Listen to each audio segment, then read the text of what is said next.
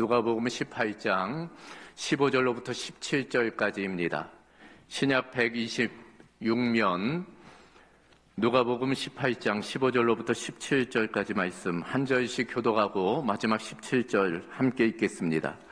사람들이 예수께서 만져주심을 바라고 자기 어린 아기를 데리고 오매 제자들이 보고 꾸짖거늘 예수께서 그 어린 아이들을 불러 가까이 하시고 이르시되 어린아이들이 내게 오는 것을 용납하고 금하지 말라. 하나님의 나라가 이런 자의 것이니라. 내가 진실로 너희에게 이르노니 누구든지 하나님의 나라를 어린 아이와 같이 받아들이지 않는 자는 결단코 거기 들어가지 못하리라 하시니라. 아멘. 자, 새로운 달이 시작이 되었네요. 5월 가정의 달입니다.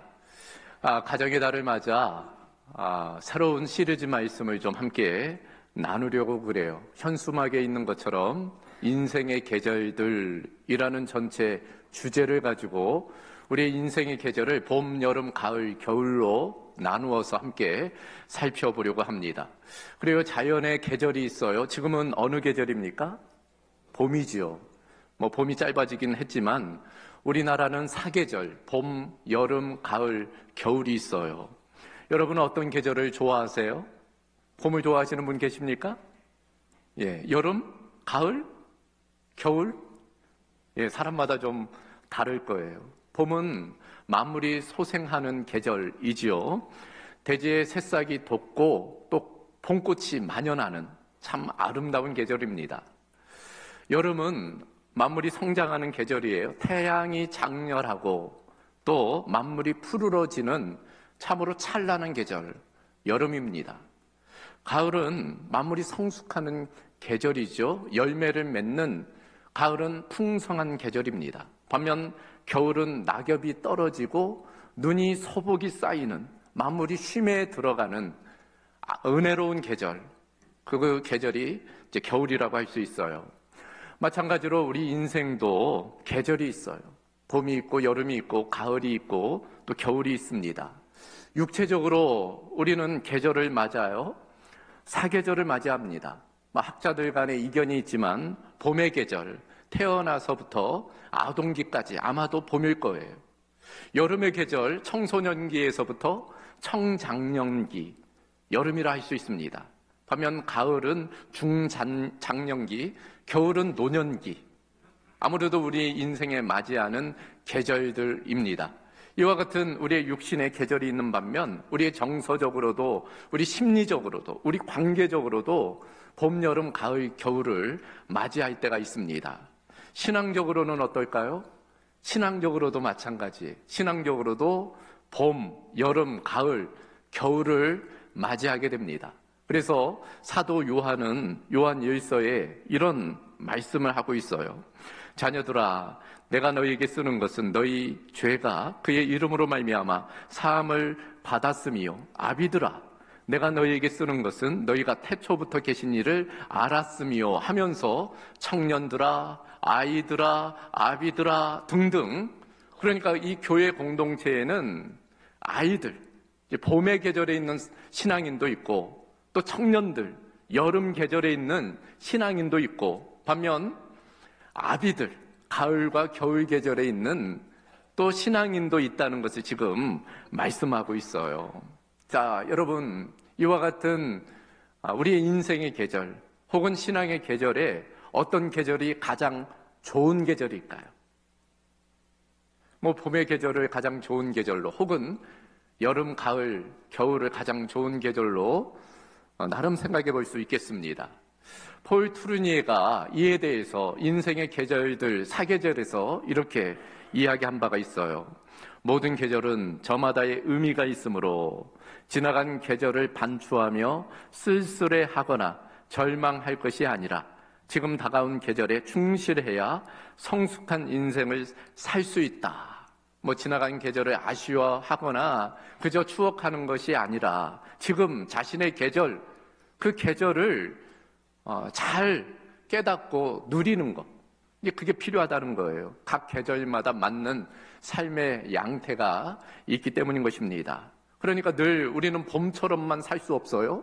여름처럼, 가을처럼, 겨울처럼 살아가는 것이 아닙니다. 봄에는 봄에 맞게, 여름에는 여름에 맞게, 가을과 겨울에는 그 계절에 맞게 살아가는 것이 삶의 지혜이고 그 인생이 아름다운 인생이다라고 말씀하는 것입니다. 그래서 이번 시리즈 설교의 전체 주제가 전도서 말씀이에요. 전도서 3장 1절 그리고 11절 말씀인데 화면을 보시고 여러분 한번 같이 읽어보겠습니다. 범사에 기한이 있고 천하만사가 다 때가 있나니 하나님이 모든 것을 지으시되 때를 따라 아름답게 하셨다. 그래요. 모든 것에는 다 때가 있고 더불어서 하나님께서는 그 때를 따라 아름답게 하셨다. 각 때마다 아름다움이 있다는 거예요. 그 아름다움을 발견하고 그 아름다움을 누리는 게 중요하다는 것입니다. 자, 그런 측면에서 오늘부터 4주간 인생의 계절들이라는 전체 주제를 가지고 말씀을 나누겠습니다. 오늘은 인생의 계절들 중에 봄에 대해서 함께 살펴보겠는데 마침 오늘이 어린이 주일이네요. 그래서 이 봄의 계절이 어떤 계절인지를 좀 함께 살펴보려고 합니다. 먼저 첫 번째, 봄은 어떤 계절인가? 봄은 생명의 계절입니다. 그래요. 봄이 되면 만물이 소성케 되죠. 겨울에 추웠던 대지가 이제 봄볕, 따사로운 햇볕이 비치면 녹아지기 시작해요. 땅이 녹고 또 냇물도 녹아 흐르기 시작합니다. 봄바람이 불고 또 봄비가 내리면 더 촉발이 되지요. 그리고 결국 새순이 올라오게 돼요. 더불어서 이제 봄꽃이 피기 시작해요. 그러면은 봄 향기가 온 대지를 적시는 거예요. 꽃들에는 나비도 또 벌들도 날아들고 생명이 움트게 됩니다. 벌거벗었던 산과 대지가 푸르러지기 시작해요. 연초록빛, 그 아름다운 빛이 넘실대는 계절, 바로 봄입니다. 생명의 계절이라고 할 수 있어요. 그래서 이 봄이라는 단어가 한자로 봄춘자를 쓰잖아요. 이 봄춘자의 의미는 봄에 햇볕이 내리쬐면 이 뽕나무에서 새순이 돋아나는데 그 모습을 형상화한 것이 봄춘자라네요. 더불어 영어로는 스프링이잖아요. 그러니까 이 스프링이라는 것이 돌틈에서 이 옹달샘에 물이 이제 봄이 되면 녹아 퐁퐁퐁 솟아나는 모습. 그래서 이 샘과 봄이라는 단어가 같은 단어, 스프링을 써요. 더불어서 봄에 이제 이 개구리가 깨어나면 이제 스프링처럼, 용수처럼 튀어오르잖아요. 그래서 그와 같은 계절이 이제 봄이다. 그래서 봄은 영어로 스프링입니다. 이와 같은 봄의 생명력은 자연계뿐 아니라 우리 인생의 계절 가운데도 찾아오지요. 신체적으로. 태어나면서부터 이제 아동기까지는 어찌 보면 이제 봄의 계절이라 할 수 있어요. 이때는 참으로 생명이 넘치잖아요. 생명력이 넘쳐요. 육체적으로 하루가 다르게 성장합니다. 우리 아이들 어려서 커나가는 거 보면은 어제 다르고 오늘 다르고 또 내일 달라요. 얼마나 무럭무럭 잘 자라는지 그 생명력을 알 수 있어요. 육체만 아니죠. 정서적으로도 또 성품적으로도 관계적으로도 이 기간에 잘 성장하게 됩니다. 다른 사람과의 관계가 이때 잘 형성되고 또 자아 정체감이 이때 형성이 되는 것입니다. 그러므로 이 기간이 참 중요해요. 이 생명을 잘 틔우기 위해서는 어떻게 해야 돼요? 적당한 햇빛, 적당한 물, 적당한 영양이 공급돼야 되는 것처럼 우리 사람도 이 기간 때 좋은 환경 이런 것들을 조성해 줘야 돼요. 가정에서 특별히 부모가 이 기간에 자녀들을 잘 돌보고 양육해야 되는 것입니다. 이게 적당하다는 것이 중요해요. 너무 지나치거나 이제 모자라면 안 되는 것입니다. 신앙적으로도 마찬가지예요. 신앙적인 봄이 있습니다. 그 봄이 언제일까요?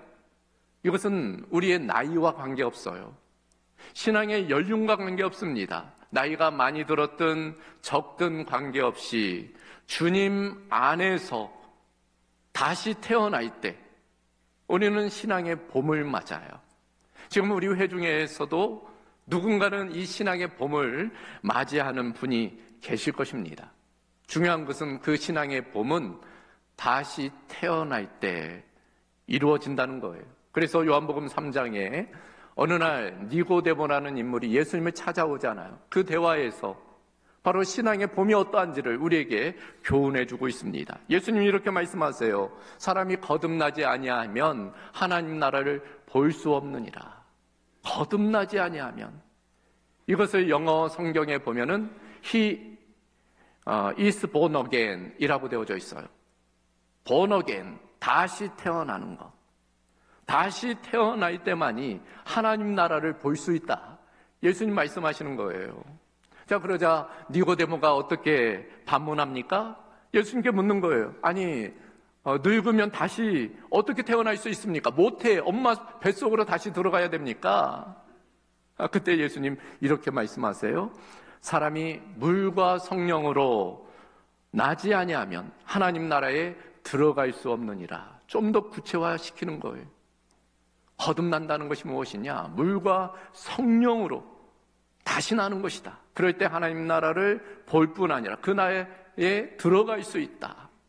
그러면서 그거에 대해서 이제 예수님이 설명하시다가 이제 결정적으로 14절에 와서 예수님이 이렇게 말씀하십니다. 모세가 광야에서 뱀을 든 것과 같이 인자도 들려야 하리니 이는 그를 믿는 자마다 영생을 얻게 하려 하심이니라.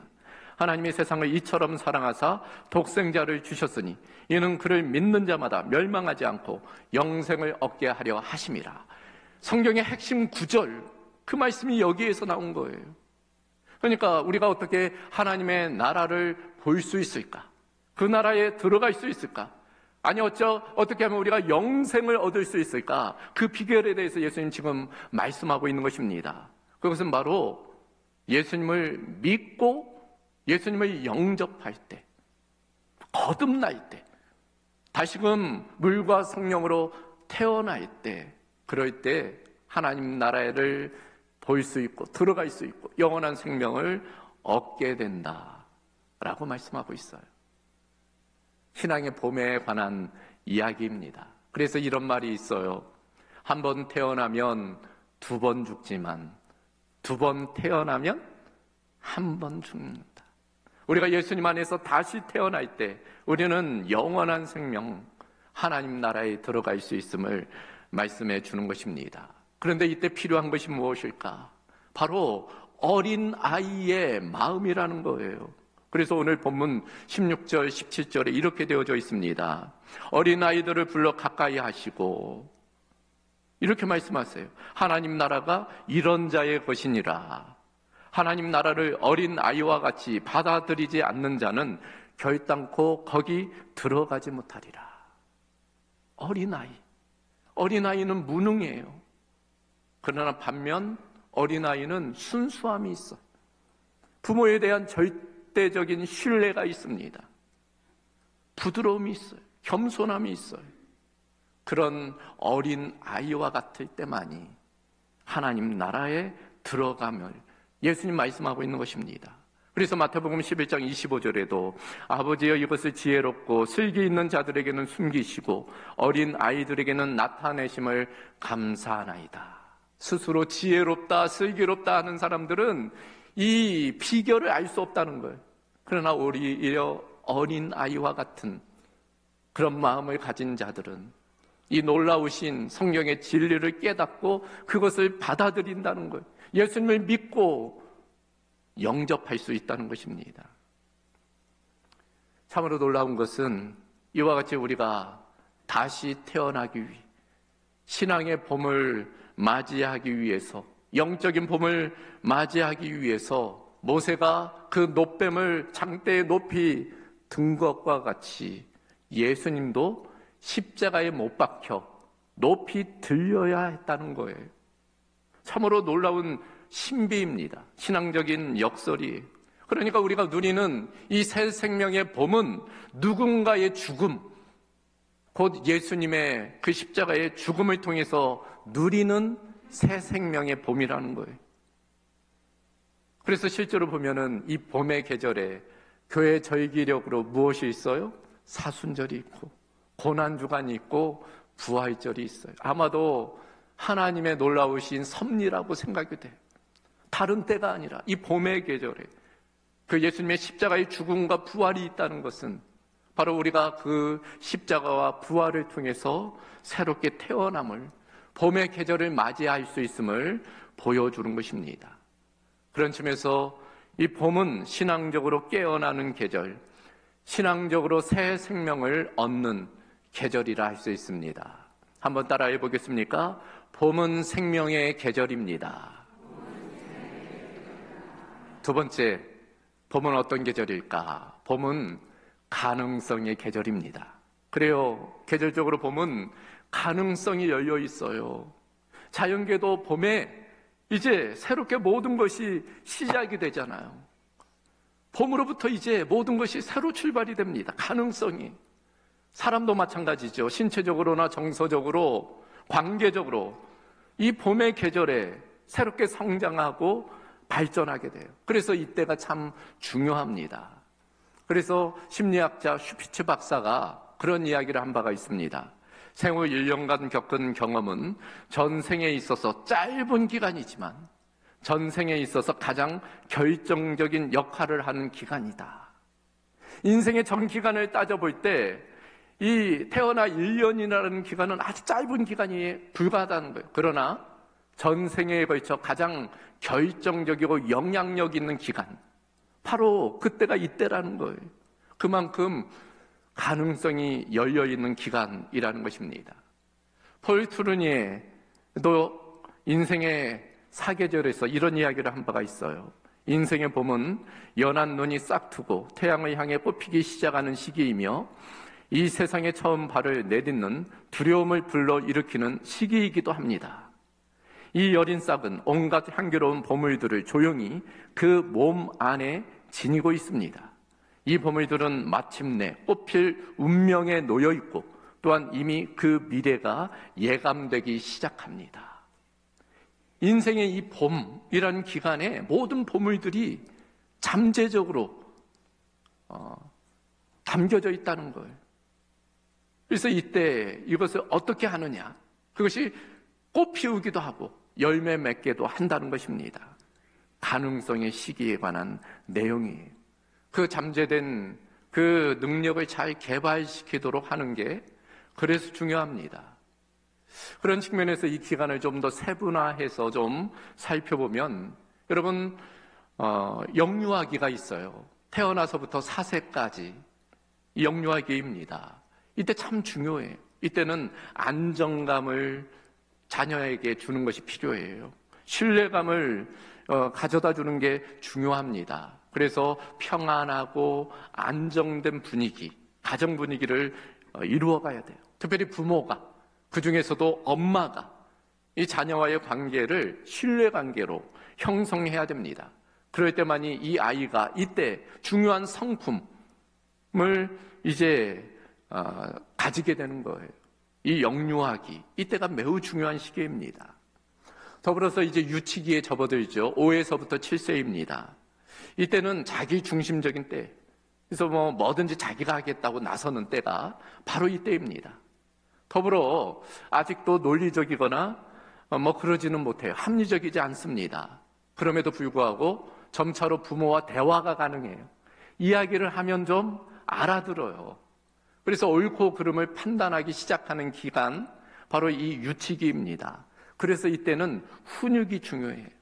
옳고 그름을 잘 가르치는 게 필요합니다. 그렇다고 훈육이라고 해서 부모가 감정적으로 자녀를 대하면 안 돼요. 이때는 좀 더 긍정적으로 이제 격려해 주어서 옳은 길로 이제 접어들도록 하는 것이 필요합니다. 마치 분재 어려서 이렇게 모양을 잡으면은 그렇게 잘 성장하듯 이때 그런 방향을 잡아주는 것이 참 중요합니다. 이때 하나의 팁이 있는데 이때는 뇌가 아주 활발하게 발달하는 시기라고 그래요. 전두엽, 측두엽, 그런 뇌세포가 활발하게 발달하는 시기. 그래서 오감을 통한 놀이, 이런 것들을 하는 것이 참 필요하답니다.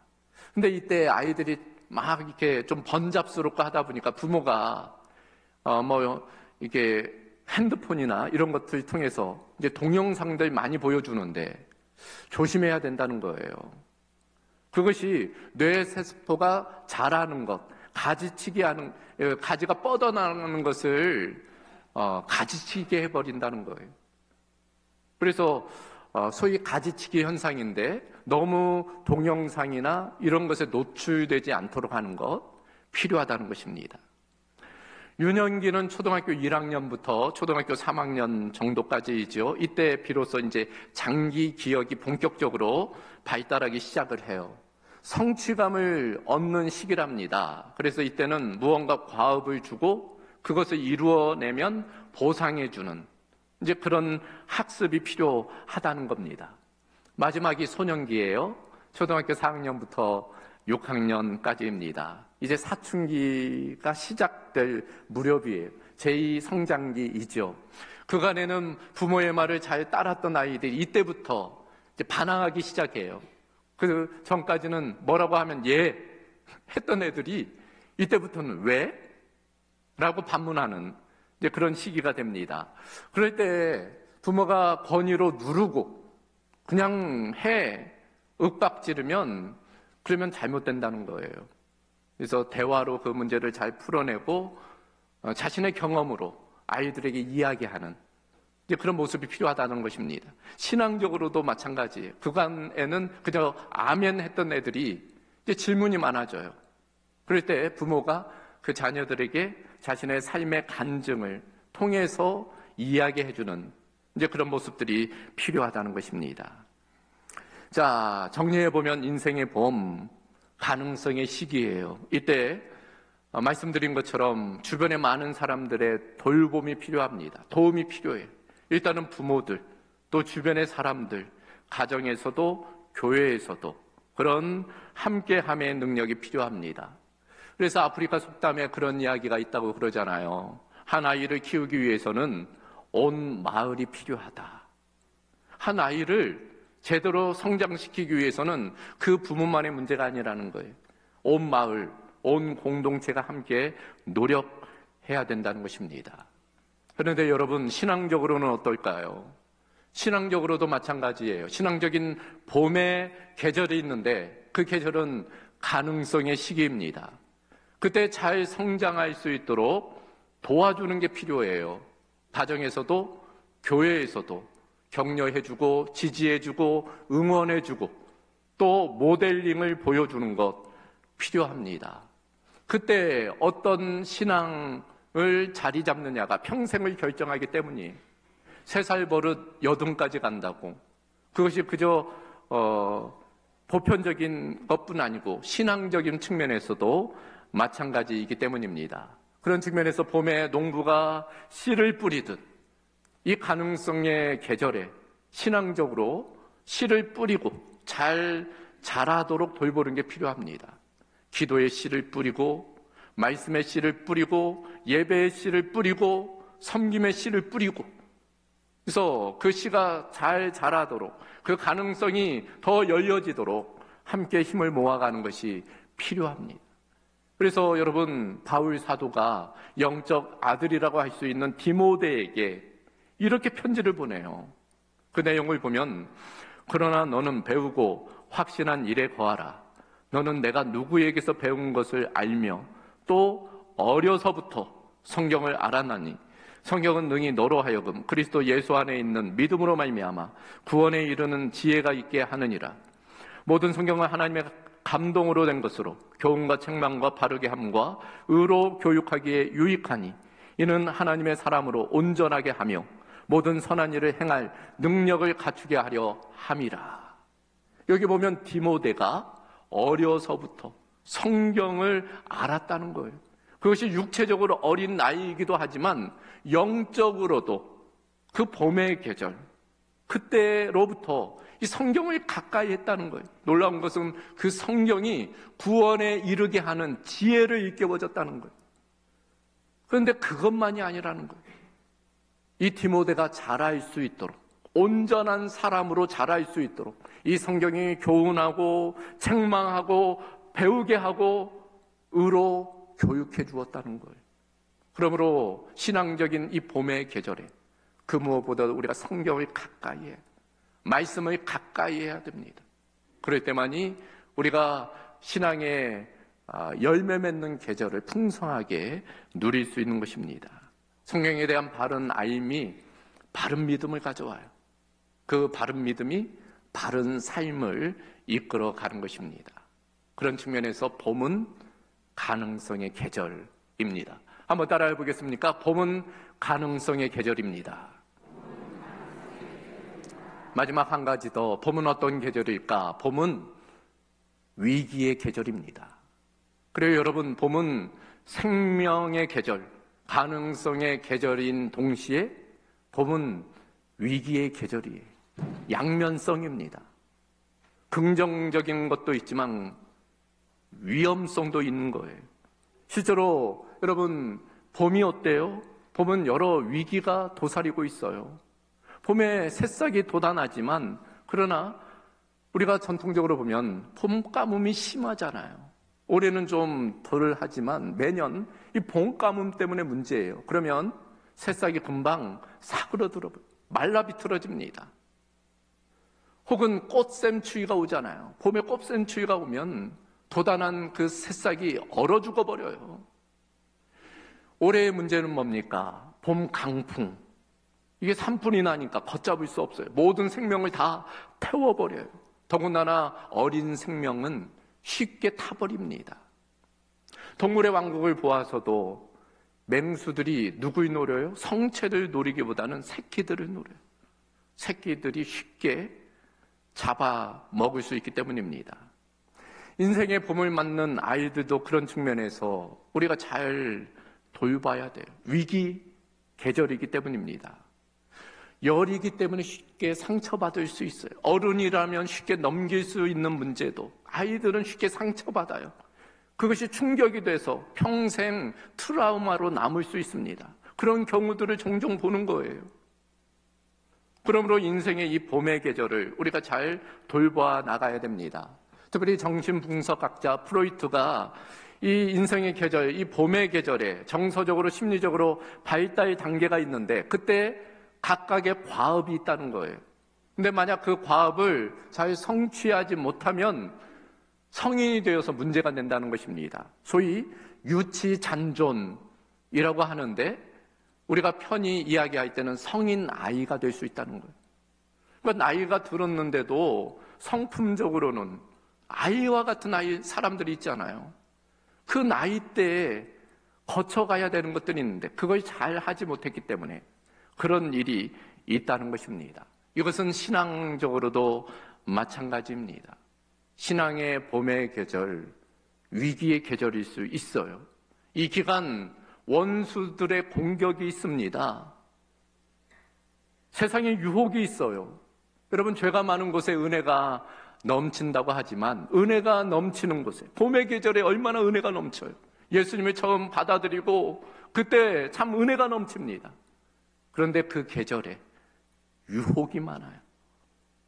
적의 공격이 많은 것입니다. 그러므로 그 기간을 잘 이겨내야 되는 거예요. 더불어서 어린아이가 정서적으로 심리적으로 발달 과업이 있듯이 신앙적으로도 이때 거쳐야 되는 과업들이 있어요. 그것을 우리가 충분히 누려야 돼요. 경험해야 됩니다. 구원의 어떤 확신이라 있지, 복음의 어떤 능력이라 있지, 오직 믿음을 통해서 의롭게 된다는 그 진리에 대해서 이때 분명히 깨닫고 경험하는 그런 은혜가 있어야 돼요. 그런데 만약 그렇게 하지 않으면 어떻게 될까요? 바로 여름으로 접어들면 그러면 입만 무성하게 되고 열매는 없게 돼요. 마치 예수님께서 그렇게 책망했던 무화과 나무처럼 겉은 번지르한데 잎은 무성한데 정작 열매는 없는 그런 신앙인이 될 수 있는 것입니다. 교회는 오래 다녔는데 무능력한 거예요. 너무나 미숙한 것입니다. 그런 측면에서 신앙적으로 이 봄의 계절은 위기의 계절일 수 있습니다. 오늘 본문도 그것을 예수님이 우리에게 교훈해 주고 있어요. 오늘 본문의 위치가 그것을 우리에게 말씀해 줍니다. 우리의 신앙이 어린 아이와 같은 그런 신앙이 있어야 된다는 거예요. 그런데 잘못하면 그 신앙이 변질될 수 있음을 지금 예수님 말씀하고 있는 거예요. 그걸 우리가 어떻게 알아요? 이 본문의 위치가 바로 그 위에 이 바리새인과 그 교만한 사람들에 대한 교훈으로 되어져 있다는 것을 통해 아는 것입니다. 자, 이 앞의 내용, 예수님의 비유라고 되어져 있는데 실상 그 내용을 보면 비유가 아니라 실제로 일어난 일인 것 같아요. 구절을 보면 이렇게 시작이 됩니다. 또 자기를 의롭다고 믿고 다른 사람을 멸시하는 자들에게 이 비유로 말씀하시니라. 그러니까 자기의와 교만이 가득한 그 사람들을 향해서 예수님이 이 비유로 말씀하셨다는 거예요. 그 비유의 내용이 뭡니까? 이 성전에 두 사람이 올라갔다는 거예요. 바리새인과 세리입니다. 근데 바리새인이 이렇게 기도했다는 거예요. 바리새인은 서서 따로 기도하여 이르되 하나님이여 나는 다른 사람들 곧 토색 불이 간음을 하는 자들과 같지 아니하고 이 세리와도 같지 아니함을 감사하나이다. 나는 일회에 2번씩 금식하고 또 소득의 11조를 드리나이다. 하나님께 자랑하는 거예요. 자기 의를 드러내는 것입니다. 자기는 저런 죄인들, 세리들과 다르고 자기는 어떤 불법적인 일도 하지 않았고 소득의 11조를 드리고 금식도 하고 기도도 하고 자기 잘난 맛에 지금 하나님께 자랑하고 있는 거예요. 반면 그 옆에 세리는 어떻게 기도하고 있어요? 멀리 서서 감히 눈을 들어 하늘을 쳐다보지도 못하고 다만 가슴을 치며 이르되 하나님이여 불쌍히 여기소서 나는 죄인이로소이다. 전혀 다른 모습이에요.